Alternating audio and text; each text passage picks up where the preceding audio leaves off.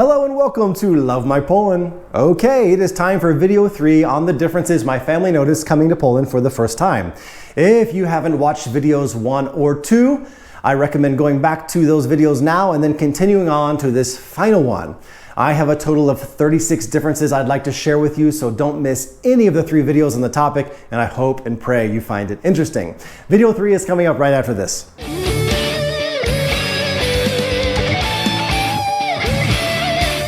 The final 12 points today are all random differences I noticed just being in the car and while walking and sightseeing with my family. So let's entitle this video as Seeing Poland by Car and on Foot. So number 1, the very first point I must start with is walking. Again, plain and simple, Poland requires a tourist to be able to walk. My brother-in-law counted every step and made a point on how many miles per day he walked here. Simply put, comparing how much Americans walk to how much your average Pole walks is impossible. You can't compare it. I do have to praise my family though, as one of our first trips was all the way down to Wieliczka salt mine, where I believe we walked over 4 miles. Yeah, it was a lot of work. Now for number 2, this one should be quite obvious to anyone who's traveled across the Atlantic, but they were stunned by the number of manual transmissions on the road in Poland. Americans are in love with their automatic transmissions, and many young people today living in the US would not be able to drive a stick shift. However, I do see more automatic transmissions coming to Poland, especially with the arrival of electric vehicles. So this will most definitely be a moot point in the nearest future, but as of now, yeah, you need to learn to drive a stick if you're going to rent a car here, unless you specifically ask for an automatic transmission. For my third point on our list of 12 today, I have to address the topic of roundabouts, or in Polish, rondo. I think anywhere in Europe you'll find that most intersections are simplified by the use of the roundabout, and while we're getting more and more in the US, traffic circles or roundabouts, my family still couldn't believe just how many there were here.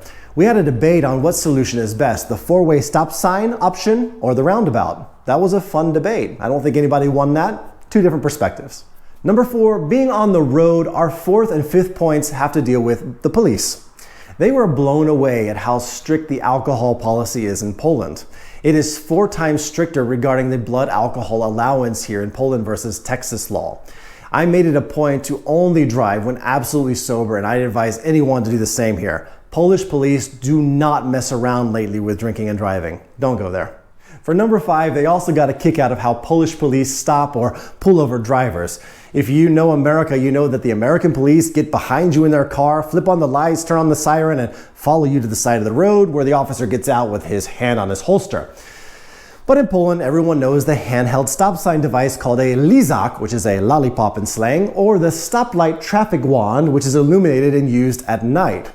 We witnessed the police pull over a driver during the twilight hours, and my teenage nephews just giggled as it brought to mind the Star Wars lightsabers. You know, they had never seen anything like that before. Totally different mentality when it comes to stopping drivers here. Number 6, paid toilets everywhere. In Poland, when you're at a popular tourist spot, do take some change with you. More often than not, the toilets are paid, and you may be surprised to walk in and find a sweet little old lady sitting behind a cash box waiting for you as you arrive. Paid toilets. I think the price is between 2 to 5 zloty. For my next point, this one goes out to my mother and stepfather. I lent them my personal car to drive while they were here, and hanging from my rearview mirror is a tiny little bottle of car freshener like this, a little scented bottle that's like aromatherapy sort of. My favorite scent is the bubblegum. I know, I'm a kid. They had never seen anything like this back where they live in Alabama, and they left Poland with about half a dozen or so to use in their cars. Tell me, if you're watching from America or you're an American, is this option becoming more and more popular in the US? Can you buy them at every shop? Because in Alabama, apparently, you can't. So, fun thing to have. For point 8, I got quite a surprise when my family arrived at the hotel and couldn't find washcloths anywhere. Growing up in the US, I had almost forgotten that we bathe and clean ourselves using little towels like these. You rub some soap on them, you get them wet, and you lightly scrub as you wash. I've never seen Poles doing anything like this with such a towel. Sponges, yes, of course, but we had to make a trip to the local supermarket and we bought tea towels or cotton kitchen rags. So if you have visitors like my family, it might pay off to ask if they want a washcloth and pick up some. Number 9, long school names. All right, this is a funny one because we wanted to show the family the schools where our 3 kids attend school here in Częstochowa. Now, normally in the United States, your school might just have one or two names, like I went to Moore Elementary School or Cy Creek High School. My friend went to James Madison High School. But if you ask a Pole to name their school, you might hear something like this.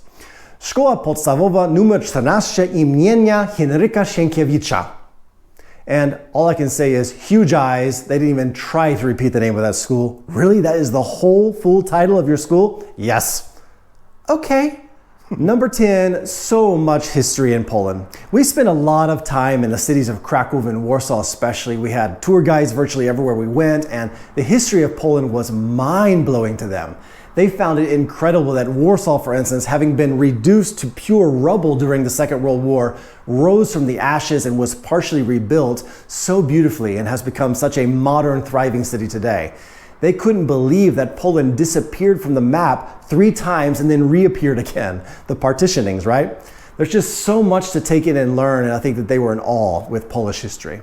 Number 11, they love the fact that the Polish Sea is to the north and the mountains are down south. It was intriguing to them to learn that rivers flow south to north, as it's quite the opposite where they come from in Texas. Something simple. Number 12, our final point. While we're on the subject of mountains still, we did a wonderful drive down to Wisła and Ustroń and even took the chairlift up to the top of the mountain at a location called Chantoria nearby. We had sausage straight from the grill on top of the mountain, and we spent a lot of fun time on the Alpine roller coaster. Really great Alpine roller coaster, I recommend it.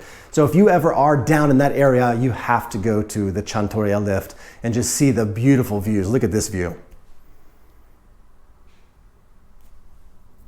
All right, those were my 36 points, the 36 differences they noticed. I know that you in my audience, you've had visitors from abroad and they've pointed out some differences. Please write down anything you want in the comments section on this topic. What differences did they notice? Let us read it. Let us all learn from your examples. Thank you so much. If you watched all 3 videos, thank you very much. Dziękuję bardzo. I cannot wait to make the next ones. They're coming up. Have a great day. If you have not subscribed to my channel, I would love to have you. Click the subscribe button so you don't miss out on future episodes. Bye bye. See you next time.